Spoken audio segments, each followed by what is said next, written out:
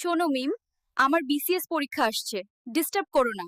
তো আমাকে BCS cadre হয়েই বিয়ে করলে? এখন কেন বিয়ে করলে? শোনো মিম, ডাক্তার বলল কয়েকদিন বিশ্রাম নিতে হবে। তুমি সুস্থ হয়ে উঠবে যদি সময় মতো ঔষধ খাও। এই নাও প্রিয়তমা, এই ফুলগুলো শুধু তোমার জন্য। মিমকে তুমি আইফোন দিয়েছো, আর আমার জন্য এই জন্যই শ্বশুর বাড়িতে যেতে চাই না। কত কিছু যে নিতে হয়, আমার সব টাকা শেষ। তাহলে বিয়ে করলে কেন? বিয়ে না করলেই হতো। এত দূরে শ্বশুর বাড়ি, রাস্তা খুঁজে পাই না। আর কত দূর যেতে হবে বউ? ওই তো দেখা যাচ্ছে আমাদের গ্রামের বাড়ি। এসেই তো পড়েছি।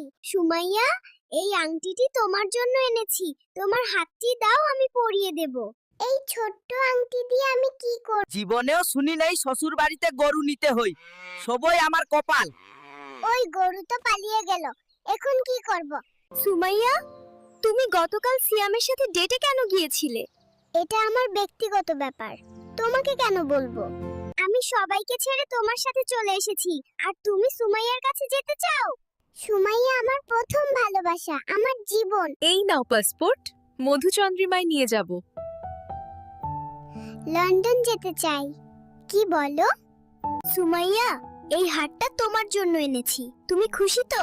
এই হার দিয়ে আমার মন জয় করতে পারবে না। আমি সায়ামকে ভালোবাসি। আমি আর শ্বশুর বাড়িতে যাব না। শালাশালি আমাকে দেখলেই শুধু বলে দুলাভাই মিষ্টি খাবো। ওরা তো তোমার ভাই বোনের মতোই।